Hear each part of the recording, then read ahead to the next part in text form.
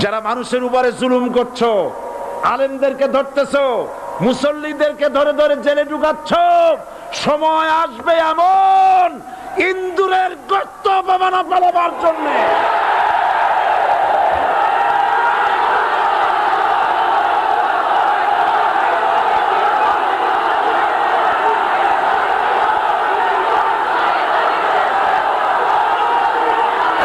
এই দলটির নাম ছিল আওয়ামী মুসলিম লীগ। এই দলটির নাম ছিল কি? আওয়ামী মুসলিম লীগ। তখন তারা নারায়ে তাকবীর, আল্লাহু আকবার ধ্বনি দিত, স্লোগান দিত, কিন্তু ধর্মনিরপেক্ষ মতবাদ দলীয় আদর্শ হিসাবে গ্রহণ করার কারণে নারায়ে তাকবীর, আল্লাহু আকবার এই স্লোগান তারা বর্জন করেছে। 1972 সনে যখন তারা ক্ষমতায় এলেন, তখন সংবিধানের শিরোনামে মুসলিম প্রথা সিদ্ধ বিসমিল্লাহির রহমানির রহিম তারা পরিত্যাগ করেছিল।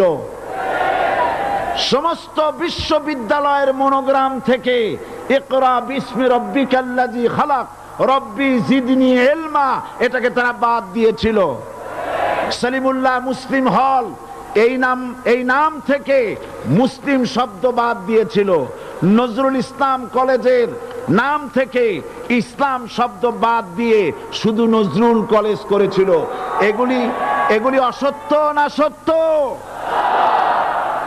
বর্তমান এই সরকার ধর্মনিরপেক্ষ হওয়ার কারণে ইসলাম এবং মুসলিম বিদ্বেষী তার অসংখ্য প্রমাণ এই জাতির কাছে রয়েছে। দেশের শ্রেষ্ঠ সন্তান হচ্ছে আলেম ওলামা, পীর বুজুর্গ। বলেন সুবহানাল্লাহ।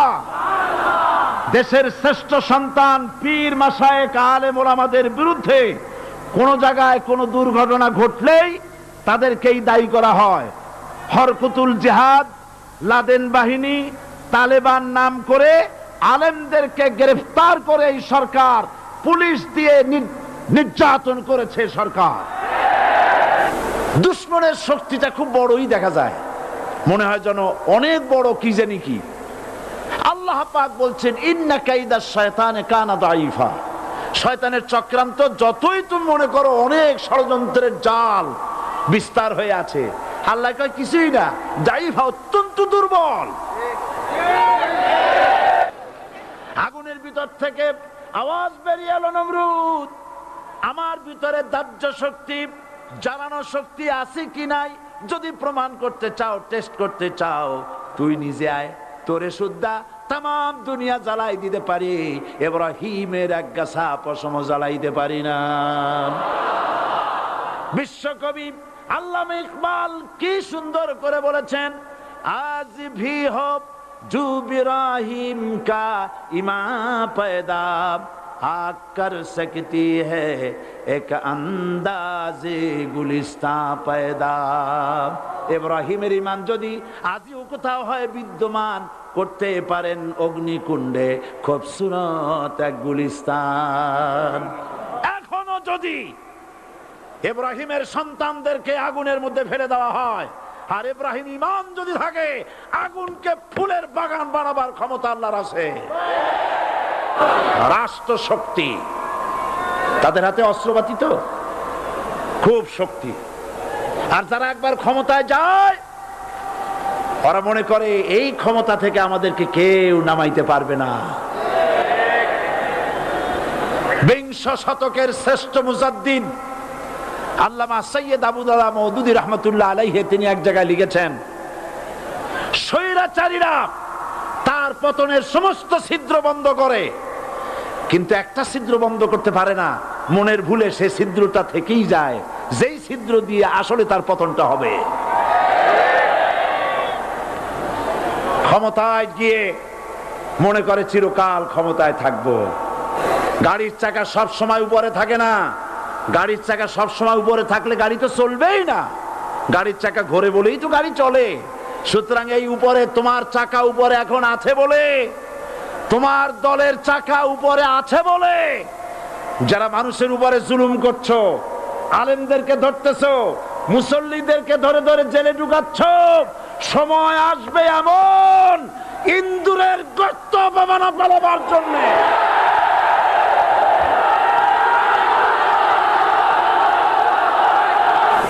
সমস্ত ইটেরা যদি ধর্মঘট করত, আমরা কেউ মাটির তলায় যাব না, কেউ আমরা আগুনে পুড়ে ঝামা হব না, পিক হব না, কেউ আমরা টুকরা টুকরা হব না, সবাই থাকবো উপরে উপরে, তাহলে কি দালান হইতো নাকি?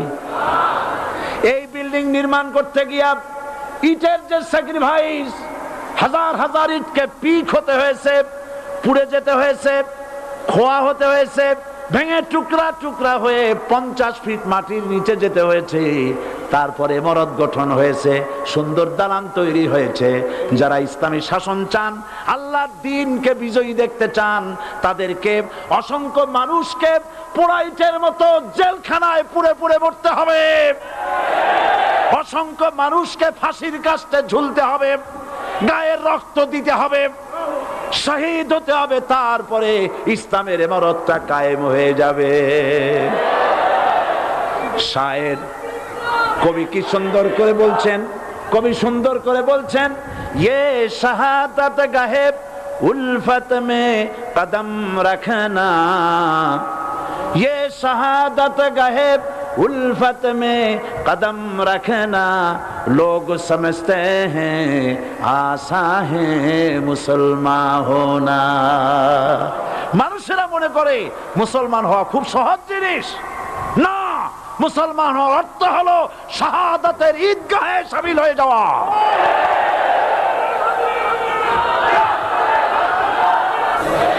আমরা নাকি ধর্মের নামে রাজনীতি করি। আমি বলি, ধর্মের নামে আমরা রাজনীতি করি না, আমরা ধর্মীয় রাজনীতি করি। কথাটা বুঝে আসছে কিনা? ধর্মের নামে রাজনীতি তো সেই ব্যক্তি করে 1996 সনের নির্বাচনের আগে যিনি মাথায় পট্টি বেঁধেছিলেন, যিনি শপথ গ্রহণের সময় হাতে তসবিহ পড়েছিলেন, ধর্মের নামে রাজনীতি তিনি করেছেন। আজ অনেকগুলি ডিগ্রি পেয়েছেন তিনি, অনেকগুলি ডিগ্রি পেয়েছেন। কয়টা? মুখস্থ হয়ে গেছে আপনাদের। শকুনেরা, শকুন যদি গরুর গোশত কিনে খাওয়া লাগতো, 80 টাকা কেজি দরে শকুনে এত গোশত কিনে খাইতে পারতো না। লেখাপড়া করে যদি ডিগ্রি নেওয়া লাগতো, এত ডিগ্রি কপালে জুটতো না। পয়সা দিয়া ম্যানেজ করা ডিগ্রি, কিন্তু 9টা নিলে কি হবে? আসল ডিগ্রিটা এখনো বাকি আছে। আসল ডিগ্রি কোনটা?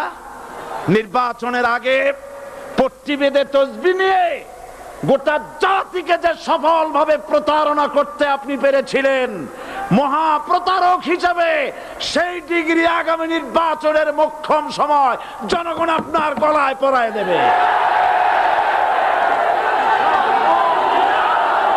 কোরআন নিয়ে বাঁচতে চাই, এই কোরআন নিয়ে মরতে চাই, এই কোরআন থেকে আমাদেরকে বিচ্ছিন্ন করতে চায় কাফের, বেঈমান, মুশরিকেরা।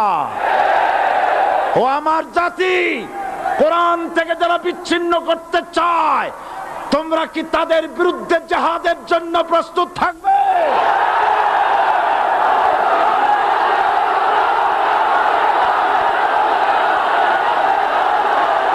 আজ আমাকে কথা বলতেই হবে ইনশাআল্লাহ, কারণ আগামীতে আবার আপনাদের সাথে দেখা হবে কিনা আমি জানি না। কথা বলতেই হবে। বসেন, কেউ দাঁড়িয়ে থাকবেন না। আমি দেখতে পাচ্ছি বাংলাদেশের ভাগ্য আকাশে উত্তর গগনে কালো মেঘ জমা হয়েছে, ঝড়ের পূর্বাভাস লক্ষ্য করছি। যদি মোকাবেলা করতে না পারেন সক্ষম ভাবে, এমন অন্ধকার গাঢ় কালো অমাবস্যার রাত আসতে পারে যার সুবে সাদেক হওয়া অসম্ভব। সুতরাং আপনারা কি কাপুরুষের মতো কাফের মুশরিকদের গোলামি করে মরতে চান? বিড়ালের মতো 500 বছর বেঁচে থাকার কোনো লাভ নাই। সিংহের মতো 1 ঘন্টা বাঁচতে চাই। আমাদেরকে বলা হয় সাম্প্রদায়িক উস্কানিমূলক কথা নাকি আমি বলি। পত্রপত্রিকা দিছে না তারা? সাম্প্রদায়িক উস্কানি কথা। সাম্প্রদায়িক উস্কানিমূলক কথা বলি, সেই জন্যই বোধহয় শত শত মুসলিম আমাদের কাছে এসে মুসলমান হয়। মানুষে আর বোকা বানানো যাবে না। যাবে কি? আর বোকা বানানো যাবে? তারপর বলছে কি, এরপরে বলছে আমাকে বলছে রাজাকার। শুনে রাখো, চট্টগ্রামের লক্ষ লক্ষ জনতা, পার্লামেন্টে যখন আমাকে এই কথা বলা হয়েছিল, আমার পার্লামেন্টের কলিগ জাফরুল্লাহ চৌধুরী সাহেব বসে আছেন এখানে, হ্যাঁ, জাফরুল ইসলাম চৌধুরী বসে আছেন পাশে, প্রধানমন্ত্রী সুদ্ধা, অন্তত 3 শতাধিক পার্লামেন্টের সম্মানিত সদস্যরা সেদিন বসা। 1997 সনের বাজেট বক্তৃতা যখন আমি করতেছিলাম, ডক্টর কুদরতে খোদা, নাম রাখছে কুদরতে খোদা, আসলে গজবে খোদা। এই লোকটি নাস্তিক, ইসলামের চূড়ান্ত দুশমন। তার প্রণীত শিক্ষা ব্যবস্থার যখন সমালোচনা করছিলাম, ট্রেজারি বেঞ্চ থেকে আমাকে বলা হলো রাজাকার। আমি আমার সমস্ত শক্তি একত্রিত করে বলেছিলাম, শুধুমাত্র হিন্দুস্তানের রাজাকারেরাই আমাকে রাজাকার বলতে পারে। আমি বলেছিলাম 1973 সন পর্যন্ত আমি বাংলাদেশের কোন রাজনৈতিক দলের নেতা এবং কর্মী ছিলাম না। আমি রাজাকার নই। আমাকে রাজাকার বলে যদি তাকেও প্রমাণ করতে না পারে, 10 কোটি টাকার মানহানি মামলা দায়ের করব। আমার এই বক্তব্য সারা দুনিয়া শুনেছে। পার্লামেন্টে আমার এই বক্তব্য রেকর্ড হয়ে আছে। সেদিন 3 শতাধিক পার্লামেন্ট মেম্বারের কেউ আমার চ্যালেঞ্জ গ্রহণ করেন নাই। যে কোনো ব্যক্তি পার্লামেন্টে গিয়ে আমার বক্তৃতা দেখে আসতে পারেন। এরপরে 1997 সনের 7ই অক্টোবর দৈনিক জনকণ্ঠ পত্রিকা যখন আমার বিরুদ্ধে লিখলো, সেই পত্রিকায় সাইদির ওপেন চ্যালেঞ্জ 8ম পাতা, 1997 7ই অক্টোবর, এত বড় 2 কলামে হেডিং। সেখানে আমি বলেছি, বাংলাদেশের সকল সাংবাদিক, গোয়েন্দা বিভাগ, বাংলাদেশের সকল বুদ্ধিজীবীকে আমি আমার পিরোজপুরে আমন্ত্রণ করছি। আমার উপস্থিতিতে যদি কেউ প্রমাণ করতে পারে বাংলাদেশের স্বাধীনতা যুদ্ধের বিরুদ্ধে আমার কোনো ভূমিকা ছিল, সজ্ঞানে স্বেচ্ছায় জাতীয় সংসদের সদস্য পদ থেকে পদত্যাগ করব। 3 বছর পার হয়ে গেছে, আজ পর্যন্ত কেউ এই চ্যালেঞ্জের মোকাবেলা করে নাই। সুতরাং আমাকে যারা রাজাকার বলবে, তারা পিতৃ পরিচয়হীন অবৈধ সন্তান।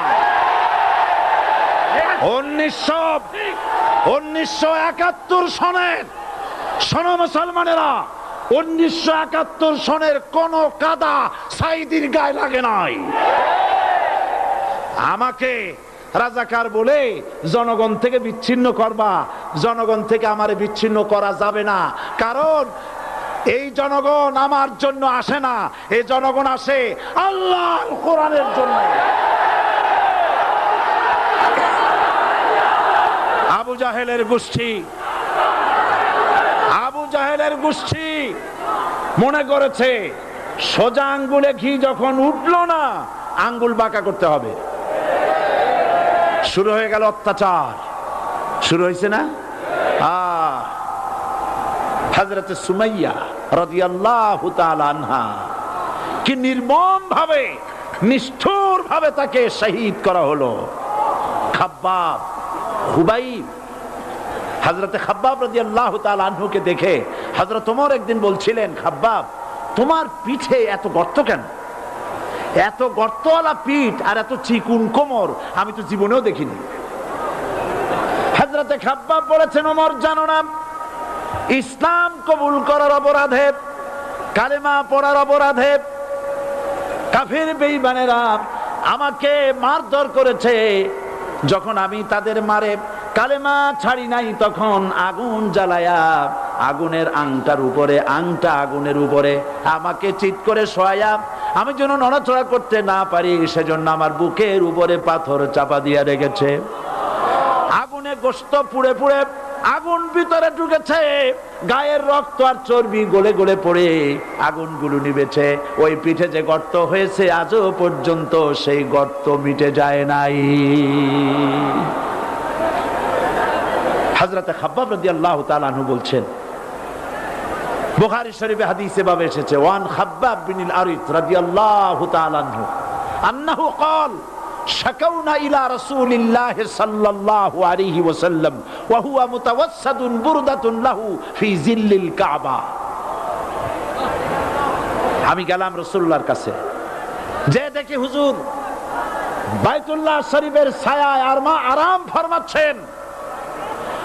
আমি কাছে গিয়া বললাম, আলা তাস্তানসিরু লানা আলা তাদউ লানা ইয়া রাসূলুল্লাহ, হে রাসূল আপনি কি আমাদের জন্য দোয়া করবেন না?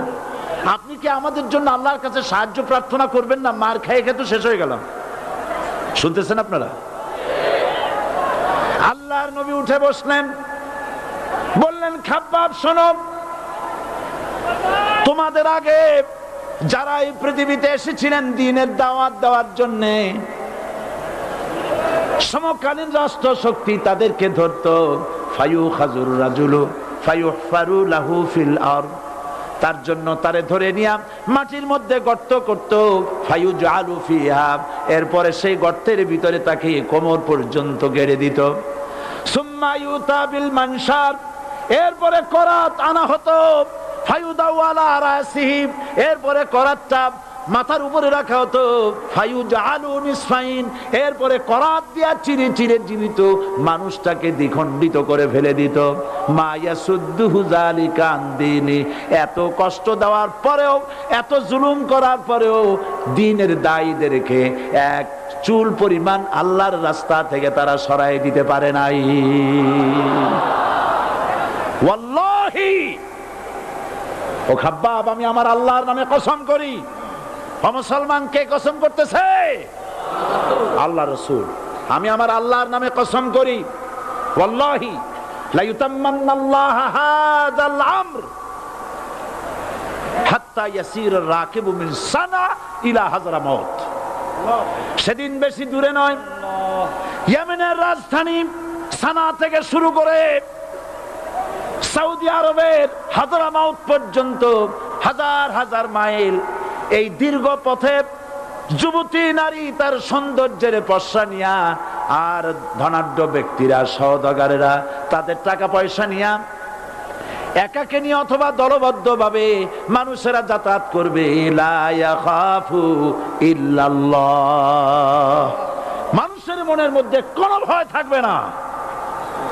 এমন একটা সময় আসবে, সকলকেই মনে রাখতে হবে, কাফের মুশরিক মুনাফিকদের অধীনে গোলামীর জিন্দেগীর চাইতে ঈমান হেফাজত এবং স্বাধীনতা রক্ষার জিহাদে শরীক হয়ে শাহাদাতের মৃত্যু হাজার গুণে শ্রেয়। তারা চায় আমাকে জনগণ থেকে বিচ্ছিন্ন করতে, কিন্তু জনগণ থেকে আমাকে বিচ্ছিন্ন করা যাবে না। কারণ আমার আকর্ষণে মানুষ আসে না, আকর্ষণ হলো আল্লাহর কোরআন। জনগণকে বিচ্ছিন্ন করা যাবে না। এই চট্টগ্রাম থেকেই ইসলামী রাষ্ট্রের ঘোষণা হবে। এদেশের ভাগ হয়ে গেছে দুটো শিবির, বোঝাই যাচ্ছে। একদিকে ভারতের পা চাটা গোলাম নাস্তিক মোরতাদ শ্রেণীর বুদ্ধিজীবী এবং তাদের মদতপুষ্ট সরকার, আর একদিকে ইসলামী শক্তি, ইসলামী দল আর দেশ প্রেমিক জাতীয়তাবাদী শক্তি। একদিকে হিমালয় পাহাড় আর একদিকে সূচো ইঁদুর। আল্লাহ বিজয় দেবে মুসলমানদের। কাদের বিজয় হবে? বাংলাদেশে কোরআনের রাজ কায়েম হোক, তাকে আপনারা চান? কারা কারা চান? দুহাত উঁচু করে দেখান। দাঁড়াবেন না, দাঁড়াবেন না। আমাদের যারা মৌলবাদী বলে ওরা হলো আগাবাদী। মূলে আছে কত কোটি? 12 কোটি। মূলে আছে কত কোটি? আর আমাদের যারা মৌলবাদী বলে ওই থাকো গাছের আগায়, আমরা মূলে। লাভালাভি বেশি করবা না, 12 কোটিতে গাছের গোড়া আসতে নানা দেবে, মামু বাড়ি দিল্লি গিয়ে পড়বা, বাংলার জমিনে জায়গা হবে না। এ কথা বিশ্বাস করো। বাংলাদেশের মুসলমানদের শরীরে এক বিন্দু রক্ত থাকতে শয়তানের তৈরি করা ধর্ম নিরপেক্ষ মতবাদ বাংলার জমিনে কায়েম হতে দেওয়া হবে না, হবে না।